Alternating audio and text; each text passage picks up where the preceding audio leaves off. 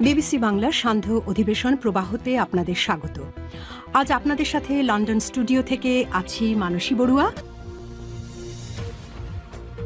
বাংলাদেশের সর্বশেষ গুরুত্বপূর্ণ আপডেট সংবাদে আপনাকে স্বাগত। শুরুতেই সংবাদ শিরোনাম, পরে বিস্তারিত।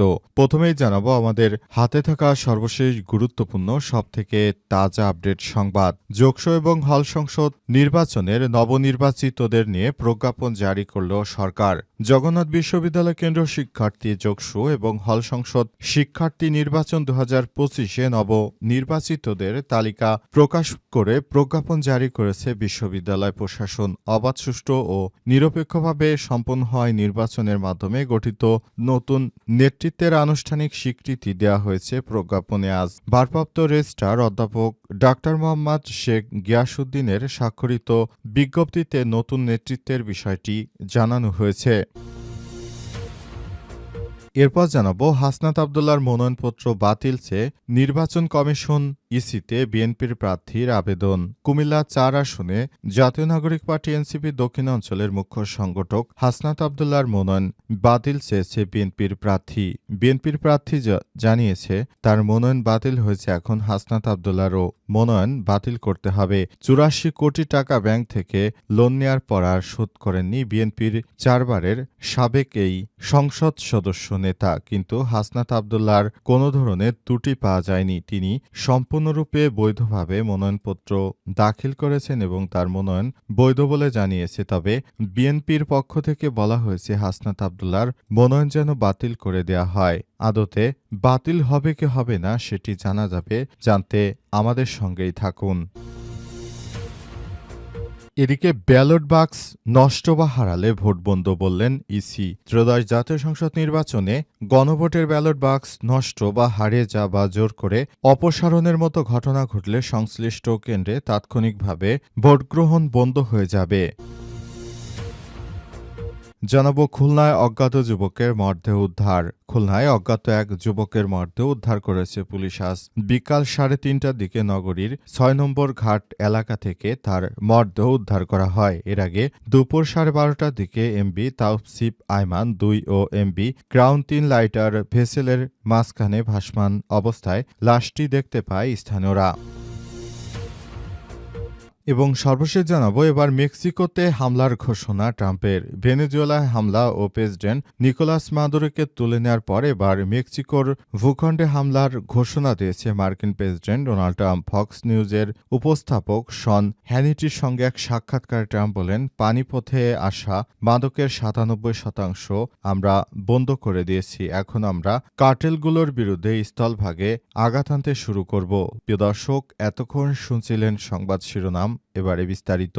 তবে তার আগে বন্ধুরা অনুরোধ থাকবে এই সংবাদটিতে একটি লাইক দিন। এই চ্যানেলে আপনি নতুন হয়ে থাকলে আমাদের সংবাদটি দেখতে দেখতে চ্যানেলটি সাবস্ক্রাইব করে রাখুন। কমেন্ট করে বন্ধুরা আপনার মূল্যবান মতামত জানিয়ে দিন আপনি বিশ্বের কোন দেশ থেকে বা বাংলাদেশের কোন স্থান থেকে আমাদের সংবাদটি দেখছেন এবং শুনছেন। আর বন্ধুরা, সংবাদটি আপনার সোশ্যাল মিডিয়া ফেসবুকে শেয়ার করে বন্ধুদেরও দেখার সুযোগ করে দিন। গাজা যুদ্ধে আপনি যদি নিরীহ ফিলিস্তিনিদের ভালোবেসে থাকেন, কমেন্টে ইয়েস লিখে বিশ্ববাসীকে জানিয়ে দিন। এবারে বিস্তারিত।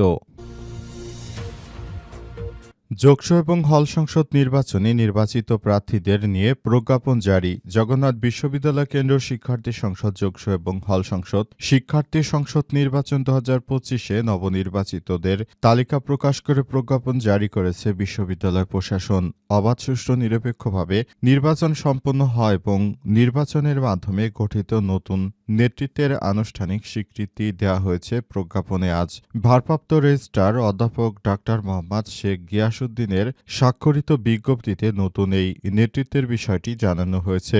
বিজ্ঞপ্তিতে বলা হয়েছে, যোগসু এবং হল সংসদ নির্বাচন অবাধ, সুষ্ঠু ও নিরপেক্ষভাবে অনুষ্ঠিত হয়েছে। কেন্দ্র এবং হল সংসদসমূহের গঠন ও পরিচালনা বিধিমালা 2025 অনুযায়ী দ্বিতীয় বিভাগের দ্বিতীয় অধ্যায়ের বিধি 5/3 অনুসারে বিশ্ববিদ্যালয়ে উপাচার্য এবং কোষাধ্যক্ষ পদাধিকার বলে যথাক্রমে কেন্দ্রীয় সংসদের সভাপতি ও কোষাধ্যক্ষ হিসেবে দায়িত্ব পালন করবেন। একই সঙ্গে তৃতীয় ভাগের ২য় অধ্যায়ের বিধি ৫/৪ ও ৫/৫ অনুযায়ী হল সংসদের সভাপতি হবেন সংশ্লিষ্ট হলের প্রভোস্ট এবং সে অনুযায়ী এই প্রজ্ঞাপন জারি করা হয়েছে। প্রজ্ঞাপনের মাধ্যমে সবকিছু আবার নতুন করে করা হচ্ছে এবং নতুন করে নির্বাচন কমিশন এই সব বিষয়গুলোকে খুবই গুরুত্ব সহকারে দেখছে। আশা করা হচ্ছে এবারের নির্বাচন হবে ইতিহাসে সবথেকে ভালো সুষ্ঠু মানের একটি জাতীয় সংসদ নির্বাচন, যে নির্বাচনে সবাই স্বতঃস্ফূর্তভাবে ভোট দিয়ে তাদের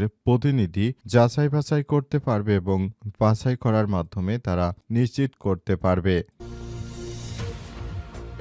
হাসনাত আব্দুল্লাহর মনোনয়ন বাতিল চেয়ে ইসিতে বিএনপির প্রার্থীর আবেদন। কুমিল্লা ৪ আসনে জাতীয় নাগরিক পার্টি এনসিপির দক্ষিণাঞ্চলের মুখ্য সংগঠক হাসনাত আব্দুল্লাহর মনোনয়নপত্র বাতিল চেয়ে নির্বাচন কমিশন ইসিতে আপিল করেছে। তার মনোনয়নপত্র বাতিল চেয়ে ইসিতে আবেদন করেন বিএনপির প্রার্থী মঞ্জুরুল আহসান মুন্সী। এর আগে বৃহস্পতিবার ৮ জানুয়ারি বিএনপির প্রার্থী মঞ্জুরুল আহসান মুন্সীর নাম ও ঋণখেলাপির তালিকা থেকে বাদ দিয়ে হাইকোর্টের দেয়া আদেশ স্থগিত করেছে চেম্বার আদালত। এর ফলে ঋণখেলাপি থাকায় আসন্ন ত্রয়োদশ জাতীয় সংসদ নির্বাচনে অংশ নিতে পারবেন না বিএনপির প্রার্থী মঞ্জুরুল আহসান মুন্সী। তারও আগে বিচারপতি একেএম রবিউল হাসানের হাইকোর্ট বেঞ্চ ঋণ খেলাপির তালিকা থেকে মঞ্জুরুল হাসান মুন্সীর নাম বাদ দেওয়ার আদেশ দিয়েছিলেন। তবে এ আদেশ স্থগিত চেয়ে প্রিমিয়ার ব্যাংক কর্তৃপক্ষ চেম্বার আদালতে আবেদন করলে বৃহস্পতিবার চেম্বার আদালতের বিচারপতি মোহাম্মদ রেজাউল হকের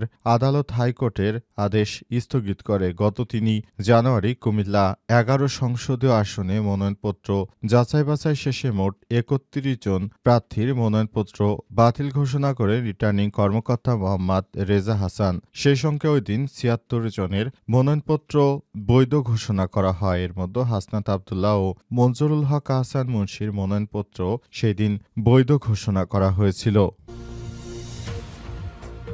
ব্যালট বাক্স নষ্ট বা হারালে ভোট বন্ধ বলছে ইসি।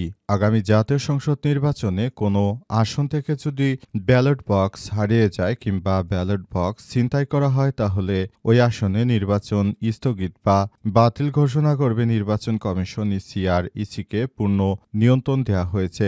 নির্বাচন কমিশনের পক্ষ থেকে আজ বিষয়টি নিশ্চিত করা হয়েছে। সেখানে বলা হয়েছে যে এবার সবকিছু নতুন করে ঠিক করতে হবে এবং এর আগে যে সাজানো পাতানো একটি নির্বাচন হতো সেই নির্বাচন হওয়ার কোনো সম্ভাবনা এবার আর নেই। সাজানো পাতানো নির্বাচন হবে না সেই বিষয়টি স্পষ্টভাবেই জানিয়ে দেওয়া হয়েছে এবং বলা হয়েছে যে এবার আর কোনোভাবেই কোনো রাতে ভোট হবে না এবং সবকিছু আসলে ঠিকঠাকভাবেই করতে হবে যেন সবকিছু আগের মতো ঠিকঠাক করা যায়। অন্তর্বর্তীকালীন সরকারের প্রধান উপদেষ্টা প্রফেসর ডক্টর মোহাম্মদ ইউনূসের সরকারের নির্দেশে এই কাজগুলো করা হচ্ছে এবং নির্বাচনটা যেন ইতিহাসের সবথেকে ভালো সুষ্ঠু মানের একটি নির্বাচন হয় সেই ব্যাপারটি নিয়ে সরকার কাজ করছে।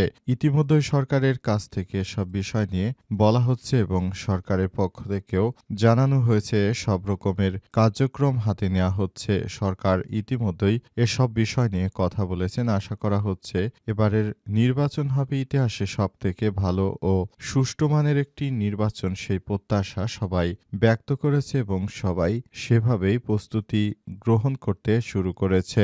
ধারণা করা হচ্ছে এই নির্বাচনটা নিয়ে সবাই অনেক বেশি আশাবাদী। খুলনায় অজ্ঞাত যুবকের মরদেহ উদ্ধার। খুলনায় অজ্ঞাত এক যুবকের মরদেহ উদ্ধার করেছে পুলিশ। শুক্রবার ৯ জানুয়ারি বিকাল ৩:৩০টার দিকে নগরীর ৬ নম্বর ঘাট এলাকা থেকে তার মরদেহ উদ্ধার করা হয়। এর আগে দুপুরে ১২:৩০টার দিকে এমভি তাওসিফ আইমন ২ ও এমভি ক্রাউন ৩ লাইটার ভেসেলের মাঝখানে ভাসমান অবস্থায় লাশটি পাওয়া যায় বলে জানা গেছে।